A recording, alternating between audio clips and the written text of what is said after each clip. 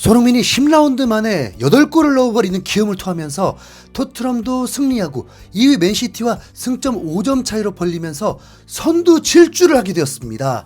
토트넘 10경기 8승 2무 무패. 아니 이게 무슨 일입니까? 토트넘은 런던 더비 크리스탈 팰리스와의 원정 경기를 치러야 했습니다. 크리스탈 팰리스는 완전 도깨비 팀이라고 봐야 하는데 기본 전술이 늪축구, 수렁축구 그렇습니다. 말려들면 길을 잃고 빠져나가려 할수록 더 헤매게 되고 그러다 한 방까지 때려 넣으면서 승기를 잡기도 하고 그런 팀입니다. 아스날이 2라운드에서 그러다가 패배 직전까지 갔고 울버햄튼은 패배를 당했고 심지어 맨유는 안방에서 크리스탈 팰리스에게 0대1 패배를 당하게 되었습니다.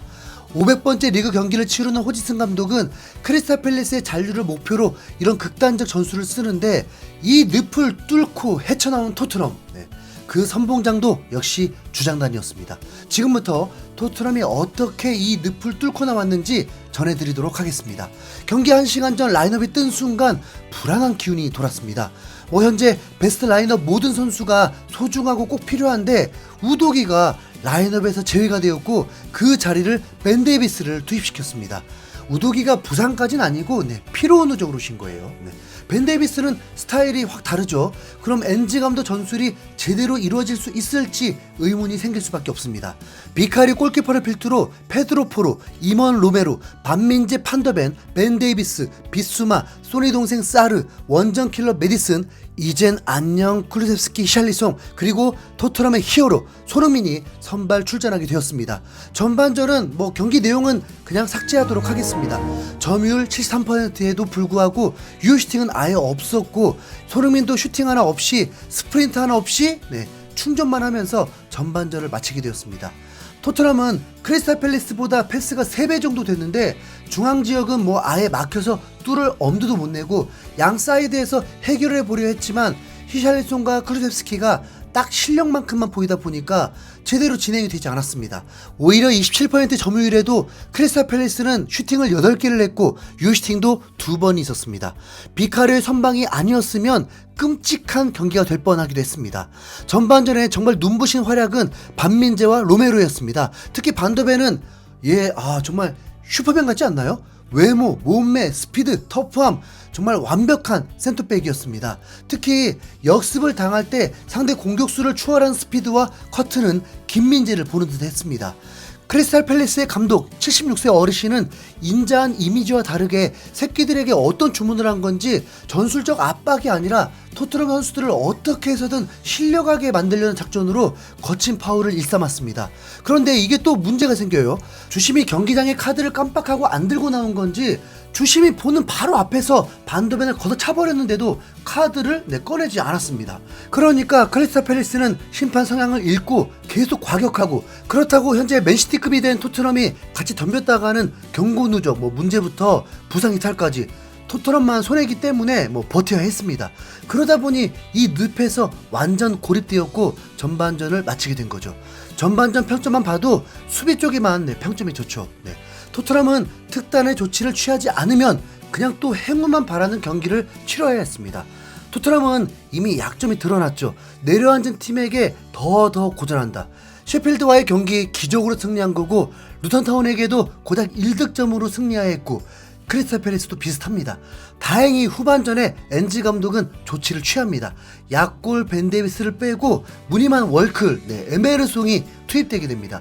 그리고 후반 7분 만에 윙어에서 해결이 안 되니까 윙백들이 해결을 맡게 되는데 오른쪽 공격 진영에서 로메로가 포로에게 연결해 주었고 귀염둥이 사르가 침투하면서 어떻게 해서든 메디슨에게 연결이 되었습니다. 그리고 메디슨은 곧바로 강력한 패스슛을 선보였는데 그게 그대로 상대 수비수 맞고 굴절되면서 자책골이 돼버린 겁니다.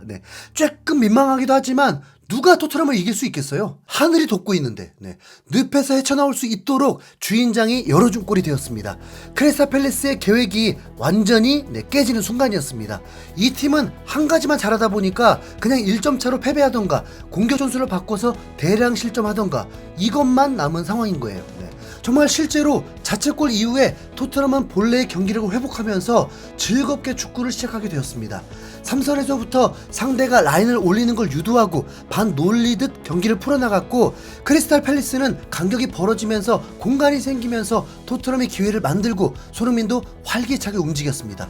시원시원하더라고요. 1대 0으로 앞선 10분 후에는 엔지 감독이 선수 교체를 하면서 더욱 밀어붙이는데, 이젠 라인을 올리게 된 크리스탈 팰리스다 보니까 스피더 브래넌 존스를 투입하고 다음 주 첼시와의 빅매치를 앞두고 있으니 비수마도 아끼면서 호이베를 투입하는 변화를 주었습니다. 그리고 단 2분 만에 추가골이 터집니다. 귀염둥이 사르가 오른쪽에서 반대 방향으로 롱 패스를 제대로 배달했고, 존스는 곧바로 헤딩으로 빠른 공격을 이어가게 했습니다. 그리고 그 볼을 받은 선수는 메디슨이었는데 센스 있는 플레이로 상대 선수 가랑이 사이로 볼을 내주고, 존스는 오로지 손흥민만 바라본 채 컷백으로 연결하면서 손흥민이 원샷 원킬로 득점에 성공한 것입니다. 손흥민의 리그 8호 골, 득점 단독 2위로 혼란에게 한 골 차이까지 쫓아가게 되었습니다. 손흥민은 올 시즌 유효 슈팅 2개 중 하나는 골이 되는 셈인데, 이번 경기 첫 슈팅 첫 골이었습니다. 해결사 노릇을 확실히 해주는 손흥민이었습니다. 손흥민의 득점 순간 세레머니보다 존슨을 바라보면서 그와 함께 기쁨을 나누길 원했고, 동료들이 모두 모여서 무슨 최강팀인 듯 아우라를 보여주면서 팬들과 호흡도 하고, 와, 이제 10라운드인데 이런 감동 느껴도 되나요? 토트넘 진짜 너무 멋져 보입니다. 자책골로 수문이 열리니까 토트넘의 이런 완벽한 골도 나옵니다. 존스는 토트넘 데뷔 2경기 만에 공격 포인트를 올리면서 팬들에게 각인시켰고, 히샬리송은 곧 자리를 잃을 것으로 예상이 되었습니다. 스카이 스포츠의 캐러건은 토트넘의 끝내주는 플레이다, 제임스 메디슨의 볼터치가 좋았고 패스도 대단했다, 브래넌 존스는 손흥민을 잘 찾았다, 전방 공격수 3명이 모두 득점에 관여했다, 손흥민이 찬스를 놓칠 리 없었다, 그는 정말로 불이 붙었다, 올 시즌뿐만 아니라 오랜 기간 그런 모습을 보이고 있다, 수년간 정말로 슈퍼스타였다라면서 극찬을 했습니다. 크리스탈 팰리스는 0대2로 뒤지고도 공격이 안 되고 점유율도 계속 내주고 토트넘이 계속 기회를 만들었습니다. 한 번은 사르가 역습을 잘 진행하고 박스 안에 손흥민에게 연결해 주려는 게 그 패스가 너무 약하고 어중간하면서 커트당해버렸고, 손흥민이 정말 아쉬워했습니다. 그리고 사르에게 뭔가 강하게 뭐라고 했는데, 이 미워할 수 없는 녀석, 미소를 짓고 손흥민을 뒤에서 허그를 해버리고 끼를 부리는 겁니다. 아니, 경기 중에요.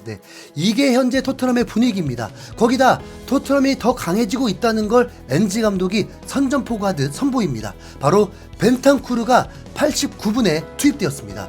토트넘의 상승세 주역이었던 벤탄쿠르가 8개월 만에 그라운드의 실전 경기 잔디를 밟게 된 것입니다. 본인도 정말 감격스럽겠죠. 그리고 브리안 힐도 10개월 만에 토트넘 유니폼을 입고 경기를 뛸 수 있게 되었습니다. 브리안 힐도 공격에서 기회를 만들어줄 수 있는 유용한 선수죠. 토트넘이 달라진 게 이런 부분도 있습니다. 전에는 후반에 교체 선수가 투입돼도 한숨이 나오고 토트넘 답 없다는 느낌이었는데, 지금은 교체 선수가 들어가도 뭔가 기대감이 들고 실제로 좋은 활약을 해주는 선수들이 있습니다. 오늘 에메르송도 그 중에 한 명이죠. 그런데 반대면 오랫동안 쓰러지고 로메로 당할 때는 정말 불안하더라고요. 아니, 벤치에 다이어가 있었으니까요. 다이어도 얼마나 기회를 노리고 있겠어요. 2대 0으로 앞선 상황에서도 분위기는 토트넘이 3득점도 가능할 분위기였고, 경기는 토트넘 승리로 끝날 분위기였습니다. 그런데 한순간 분위기가 살벌해졌는데, 후반 93분 포로가 크로스에 낙하지는 포착을 미스하면서 기회를 주고 실점의 빌미를 제공하게 되었습니다. VAR로 핸드볼 여부를 체크하는데 시간이 꽤 걸렸지만 최종 골로 인정되면서 이러다가 크리스탈 팰리스가 원하는 무승부가 될 가능성이 생겨버렸습니다. 우선 한 골만 넣으면 된다는 분위기로 완전 뒤집어지고 토트넘은 초긴장을 하게 되니까요. 그런데 이때까지 이렇게 치열한데도 양 팀은 옐로우 카드 한 장이 없었는데 갑자기 주심이 1분 만에 카드를 3장을 써버립니다. 최종 토트넘은 손흥민의 풀타임 경기와 함께 2대 1로 승리를 거두게 되었습니다. 손흥민은 토트넘 본인의 플레이가 나온 후부터는 엄청난 압박을 하면서 위협을 하고 풀타임을 뛰면서 몸 상태가 매우 좋다는 걸 알게 해주었습니다. 손흥민은 이 경기에서도 MOM에 선정되고 최고 평점을 받았는데 매치마다 평점은 조금 달랐습니다. 손흥민도 영웅이지만 이 경기만큼은 정말 모든 선수들이 영웅인 것 같았습니다. 함께 늪을 탈출한 거니까요. 여러분, 보통 이런 팀들이 우승합니다. 네, 진짜로. 네. 이 기세는 무조건이고 한 선수도 낙오 없이 부상 없이 쭉 승리를 도전할 수 있기를 응원하겠습니다. 이상 흰수염군이었습니다. 여러분 서비스로 좋아요 네, 많이 부탁드립니다. 감사합니다.